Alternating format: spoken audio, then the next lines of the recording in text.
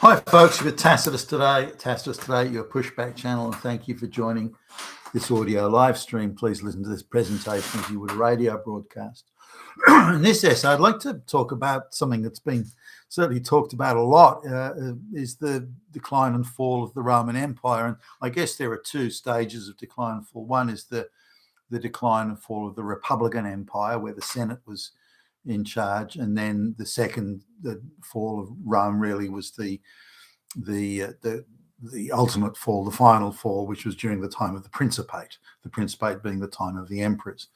Now, the emperors took over, I suppose, formally and totally and completely from was about 30 BC, was it 33 BC, around there, and it continued on. The Principate, with the emperors in charge, continued on until the final fall, at least of the Western Roman Empire. Now, for Rome's history, when Rome was first a town really, not a city, but when Rome was first sort of a place, if you like, on the Tiber River there in Italy, kings were in charge. The kings got thrown out, and a republican form of government with senators was formed. Now, it was formed amongst the citizens who, farmer citizens, I guess, because it was an agricultural community, but those with the biggest land holdings and so on.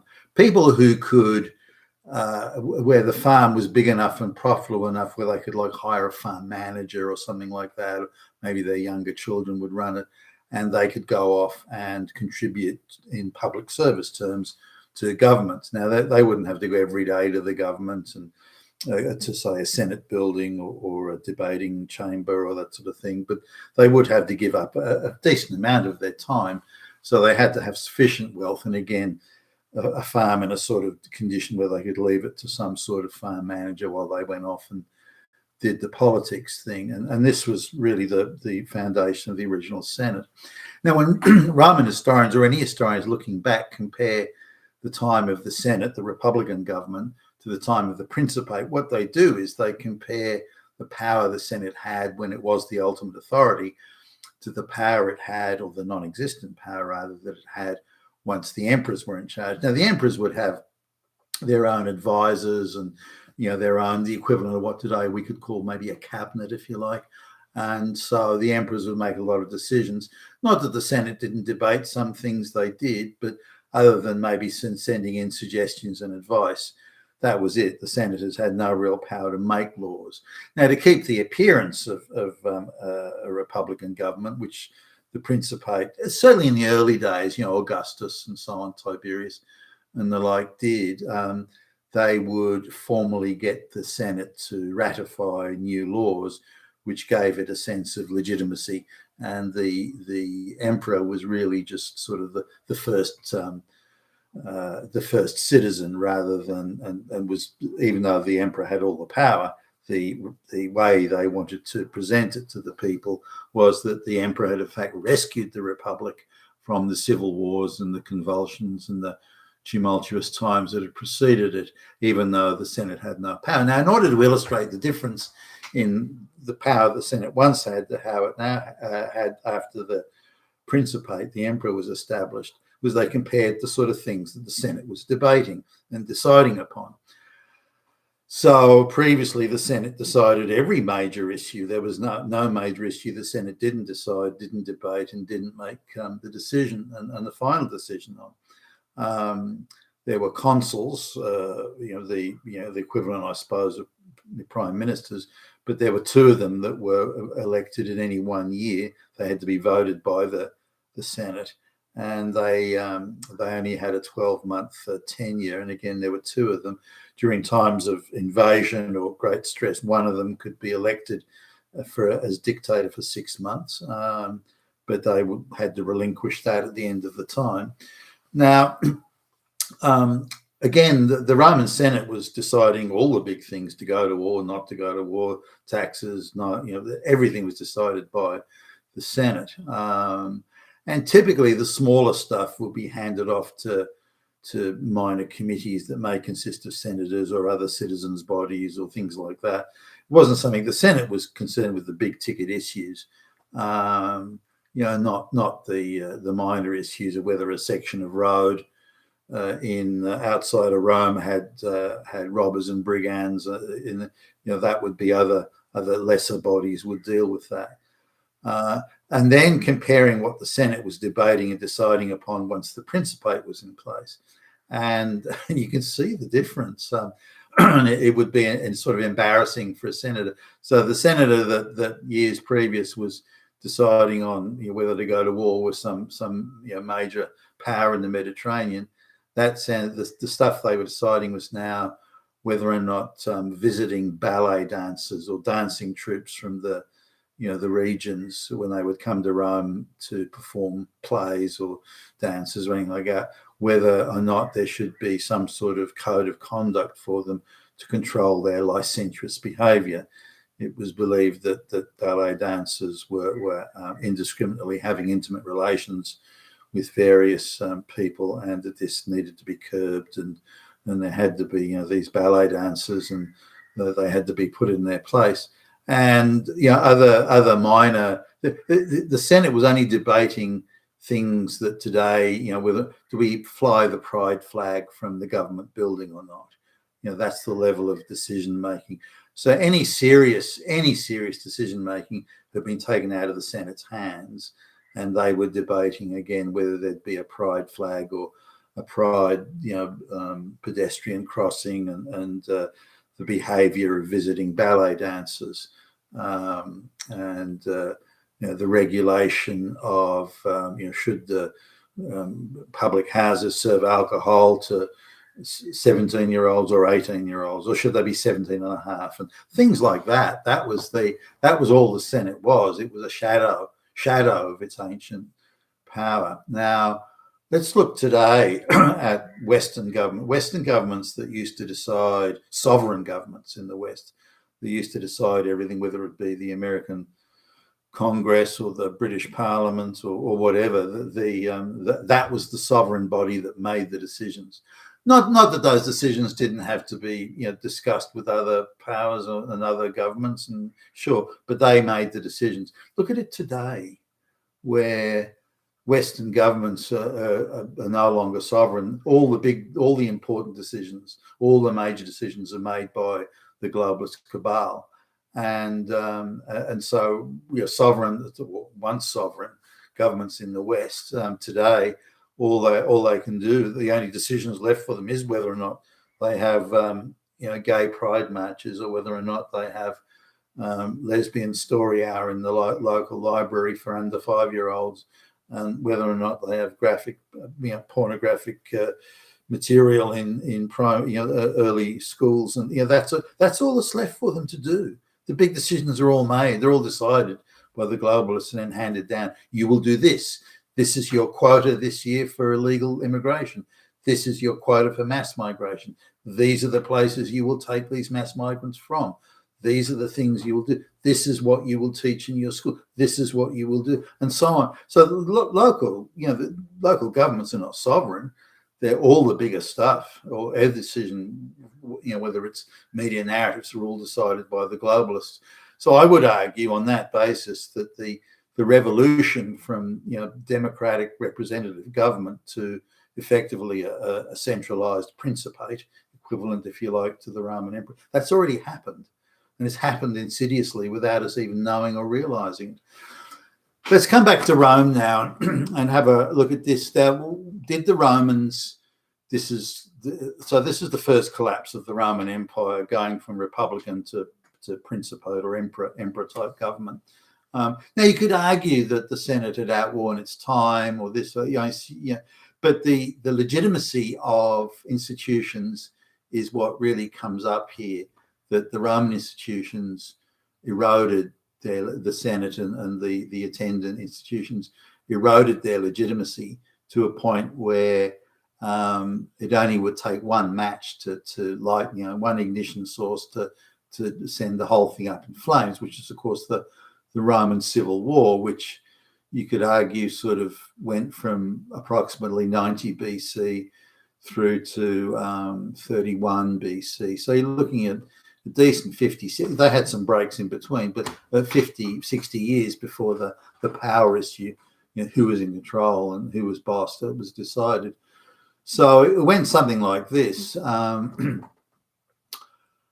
There was, for some reason, I'm not sure I can really understand why, and I need to do a bit more work in this. There was quite a large uptick in slaves coming into Rome in the sort of 150 to 130 BC type range, maybe a little bit longer than that, but around that time.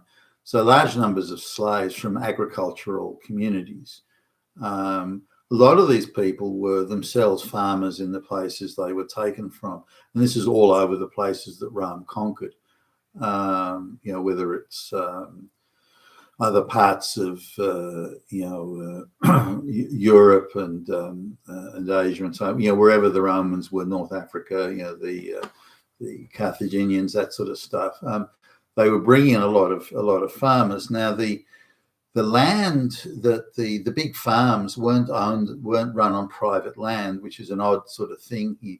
The land was considered all owned by the state, but the farm upon it was owned by the individuals. So the improvements and the things they made, they owned the buildings, but the land they didn't own. So it's slightly confusing there.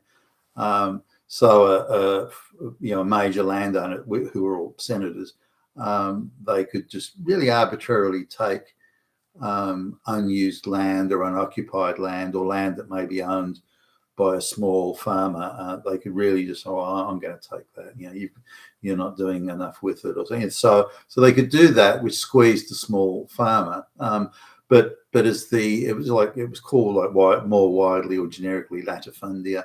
But the idea of the larger farms, a lot of these farms weren't really economical unless you had slaves working. If you had to pay wages, the farm wouldn't really be a viable proposition. But with the masses of slaves coming in, many of whom were purchased, by the way, these were all white people, the slaves.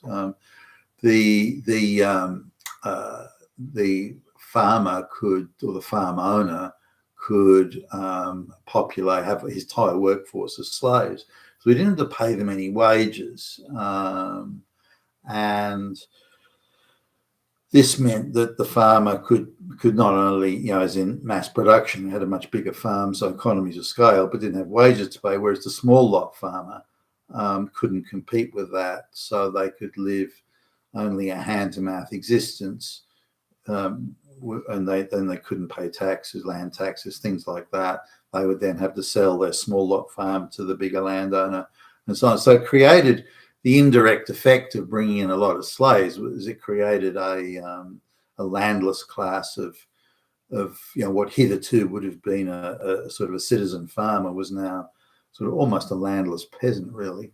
And compare that mass influx of slaves and the way it changed the economics of Rome, was primarily an agricultural society, of course, but compare that to the mass migration coming into the West today, how it's dislocated really all meritorious economic transactions have been undermined by this, again, purposefully done by the globalists.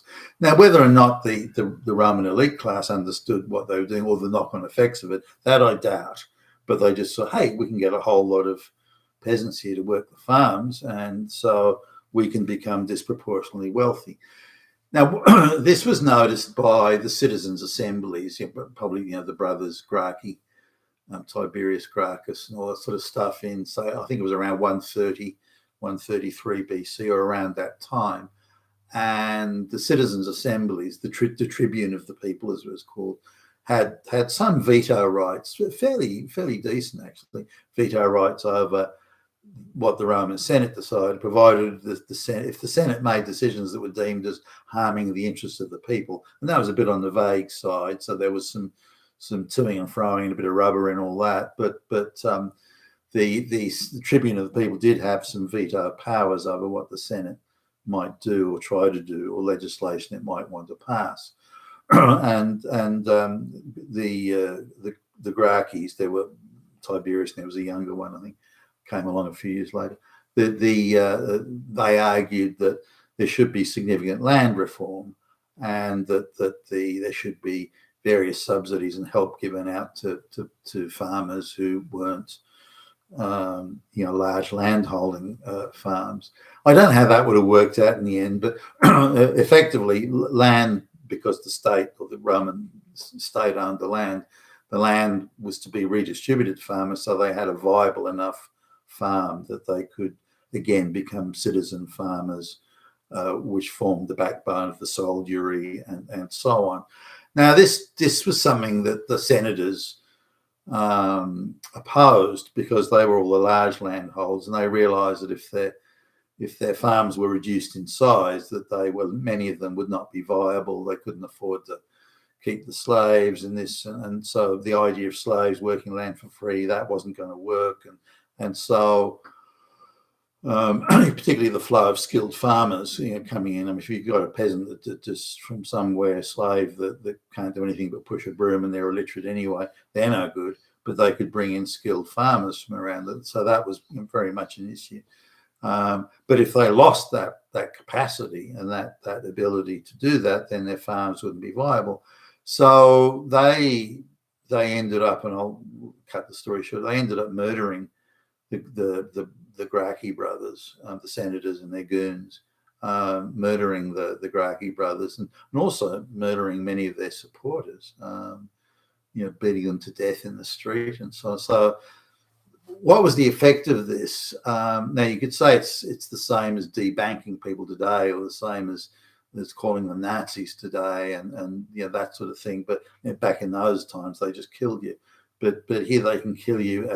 Today, you can be killed as you can't get a job, you can't get a bank account, you're an outcast, and it's almost the same thing as being killed. So do we see that today? It's widespread. Yeah, you're a racist, Nazi, fascist, you're Hitler, that sort of thing. Is that the same as, you're defying the Roman Senate, you asshole, we're going to kill you? Well, is there much of a difference there? I don't know if there is a whole lot of difference. So they started killing off Gracchis, or they killed Gracchi and their supporters. And that was an ongoing thing.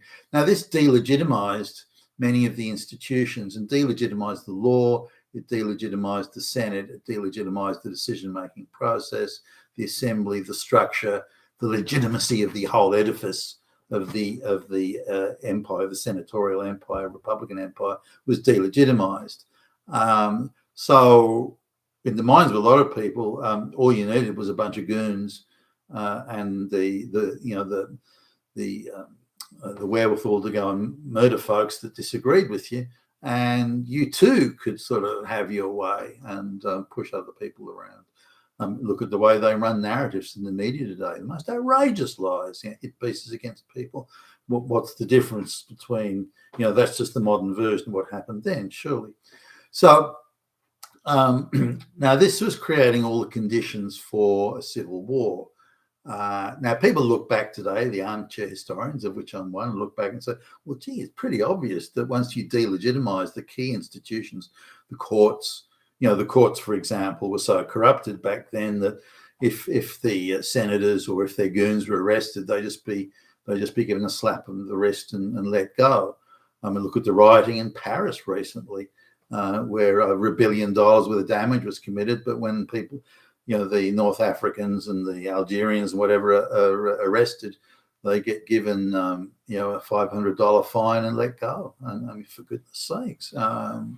So this was the same, I would argue, or similar enough in ancient Rome. So when the with such reduced legitimacy of institutions, Rome was about to be invaded by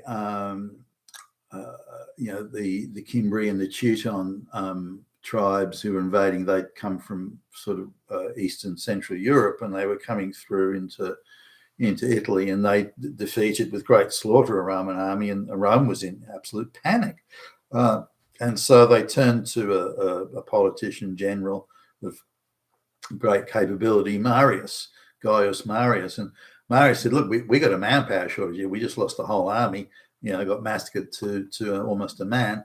So we got to get some more soldiers in here. So what we're going to do, instead of the farmer citizen soldier that previously was the source of this wasn't around anymore, because the smaller farmers had been squeezed out, and the bigger farming estates run, populated by slave workers, had also displaced and debased wages.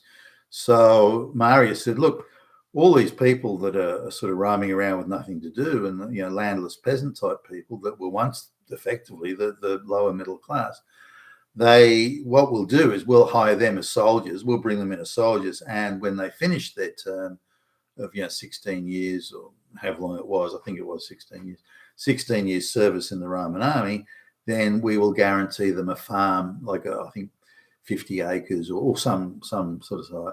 We'll guarantee them a farm, and once they leave service, so that's their retirement, that's their pension, if you like. And however, the discretion on giving these farms to the soldiers rested with the general, not with the Senate. This was also a huge error if you look at it in hindsight, because then the soldiers' loyalty was to their general.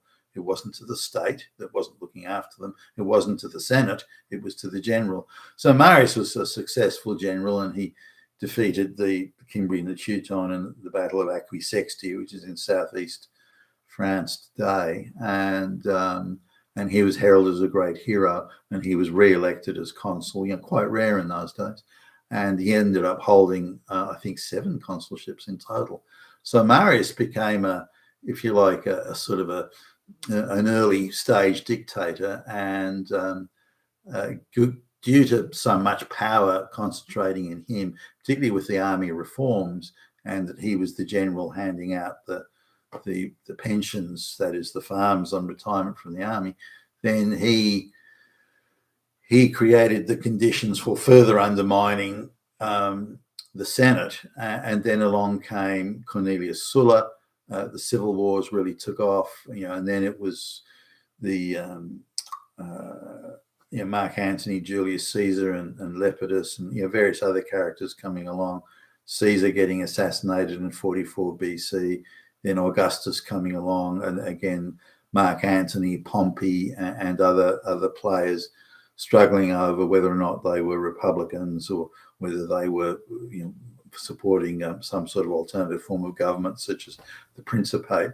But nobody was nobody was taking the view that the institutions had any more legitimacy.